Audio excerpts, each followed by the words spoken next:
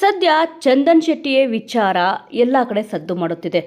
ಇನ್ನು ಎಲ್ಲರಿಗೂ ತಿಳಿದಿರುವ ವಿಚಾರವೇನೆಂದರೆ ಚಂದನ್ ಶೆಟ್ಟಿ, ನಿವೇದಿತಾ ಗೌಡ ಇಬ್ಬರು ಕೂಡ ಪರಸ್ಪರ ಒಪ್ಪಿಗೆಯ ಮೇರೆಗೆ ಡಿವೋರ್ಸ್ ಅನ್ನು ಪಡೆದುಕೊಂಡಿದ್ದಾರೆ.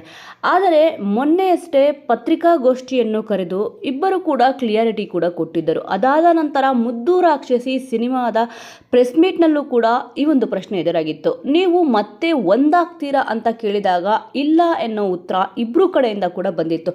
ಸದ್ಯ ಈಗ ಹೊಸದೊಂದು ಸುದ್ದಿ ಓಡಾಡ್ತಿದೆ.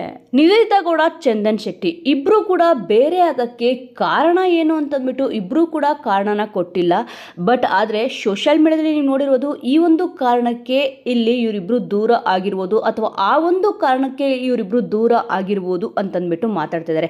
ಅಂದರೆ ಅಂತೆ ಕಂತೆಗಳನ್ನ ಇಲ್ಲಿ ಮಾತಾಡ್ತಿದ್ದಾರೆ. ಆದರೆ ಯಾರಿಗೂ ಕೂಡ ಪರ್ಟಿಕ್ಯುಲರ್ ಆದ ರೀಸನ್ ಗೊತ್ತಿಲ್ಲ.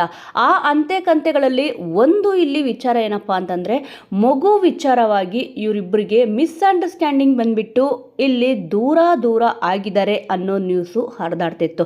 ಈ ಒಂದು ವಿಚಾರನ ಇಲ್ಲಿ ಚಂದನ್ ಶೆಟ್ಟಿ ಅವರಿಗೆ ಕೇಳಿದಾಗ ಇಲ್ಲಿ ಚಂದನ್ ಶೆಟ್ಟಿ ಅವರು ಈ ಪ್ರಶ್ನೆಗೆ ನಾನು ಉತ್ತರ ಕೊಡೋಕ್ಕೆ ಇಷ್ಟಪಡಲ್ಲ ಅಂತಂದ್ಬಿಟ್ಟು ಹೇಳಿದ್ದಾರೆ. ಇನ್ನು ಈ ಎಲ್ಲಾ ಪ್ರಶ್ನೆಗಳನ್ನು ಮೀರಿ ಕೂಡ ಇಲ್ಲಿ ಚಂದನ್ ಶೆಟ್ಟಿ ಹತ್ರ ಇನ್ನೊಂದು ಪ್ರಶ್ನೆ ಎದುರಾಗಿದೆ.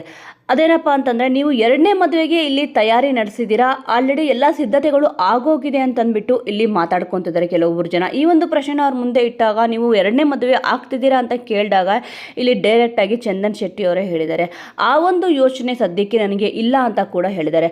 ಸೊ ವೀಕ್ಷಕರೇ, ಸದ್ಯ ಈಗ ಚಂದನ್ ಶೆಟ್ಟಿ ಅವರು ಮತ್ತು ನಿವೇದಿತಾ ಗೌಡ ಅವರು ಏನಕ್ಕೆ ದೂರ ಆಗಿದ್ದಾರೆ ಅನ್ನೋ ಪ್ರಶ್ನೆ ಎದುರಾಗಿದೆ.